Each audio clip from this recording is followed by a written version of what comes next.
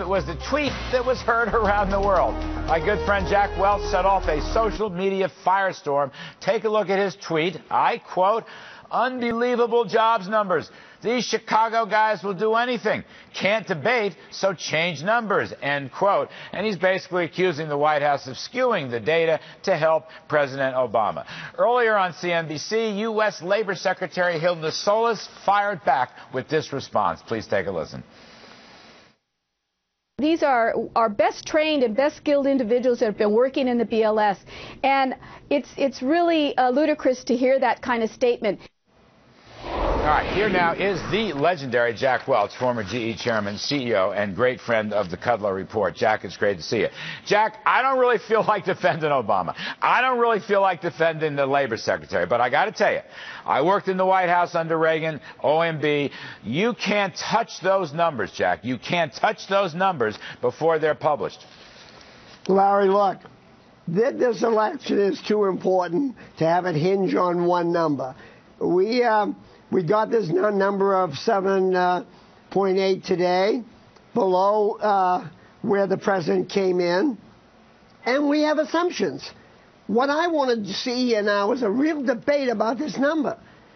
Larry, the private sector household number, which is done by calling 50,000 people in the 100+ million population for workers, came in with a number of 873,000 people. That is the highest number since 1983, the booming Reagan years when you were there. I understand, but I'm saying to you, look, I don't feel like defending bureaucrats left and right. It's not my favorite thing. But these guys are, as the labor secretary said, they're well trained. What they're doing is they use surveys and they use models. And you're right, it's only a 50 or 60,000 sample, Jack, but there's nothing new. That didn't happen today. That's the way it's been for as long as the data is kept.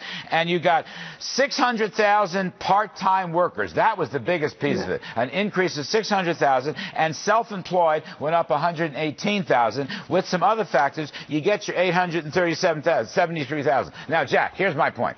These numbers are subject to huge revisions, okay? You may get a completely different number next month.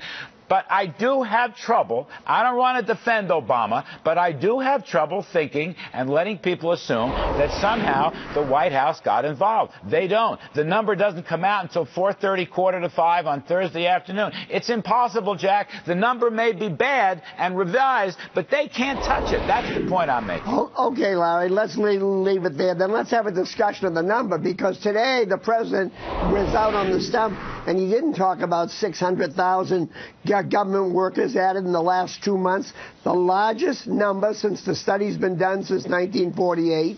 He didn't talk about what you just talked about, 600,000 temporary. He talked about 7.8 for 8 hours today. Okay, 7.8. Let's talk about how we get to 7.8. This election is too important to let one number that might be corrected next month determine the outcome of the election. I'm looking right at the sheet. Government, at least federal government, only. No, actually, it's federal, state, and local was only up 10,000. Look, I know Obama's going to crow about it. Any president would crow about. He needed some good news after getting walloped and having his clock cleaned at the debate. But my other point, Jack. Larry, wait a minute. Let me make one point. I've been reviewing businesses all week, 14 of them, okay, and not one of them is showing stronger growth in the third quarter than they did in the second. Some are equal to the second. Some are a little worse than the second. The economy was revised down in the second. It's implausible that you could be running at a 5% GDP growth rate, which is what these numbers are implying. Well, the non-farm payroll number, Jack, was lousy. So you're right about that. The non-farm payroll and the private sector numbers, 114,000 and 104,000, were lousy. So I agree with that point. But I want to challenge you on one other point, okay? Sure. All right, look. The ISMs for manufacturing and services both outperformed. Now they're walking back to the mid-50s. That shows better growth, maybe even 3% growth. Car sales at 15 million. Home prices are rising, and I just want to say, It is possible, Jack. You are smarter than I am. You know more about business than I am. But it's possible that the data are showing that the month of September was a stronger month than we thought. I'm not these jobs numbers may or may not be accurate and may or may not be revised. But other stuff is coming in. It looks like we actually bumped up a little bit. Larry, you were around in '83. In '83, we had 5% GDP growth. That's the last year we had a number like this. For the life of you, you don't think we're growing at 5%. No, I do not. I agree with you 100%. Okay, all I want to say is, the BLS may have made a mistake. Their models may have made a mistake. The thing that got me, Jack, and I love you, I respect you, you're the best, but the idea that the White House can tamper with the data.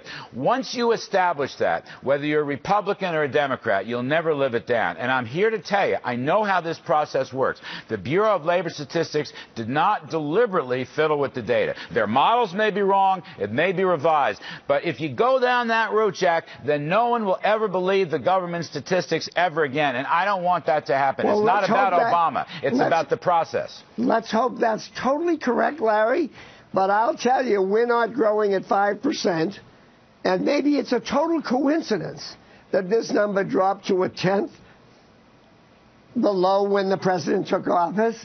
But, Larry, I'm not here for that. Let's have a discussion, and let's get analysts on both sides talking about these numbers, how they're assembled, what they mean, so that we don't have an election, the most important election in my lifetime. No, I appreciate it. Determined by a number. It's an anemic recovery. It's the worst recovery in the whole post-war period. I absolutely agree. I just don't want to discredit all the government data. Jack Welch, not do it. I know you've got other stuff to do. I appreciate your coming on, Jack. You know how much I respect you. I hate like hell to argue with you. No, it's okay. On this one, we'll do it again.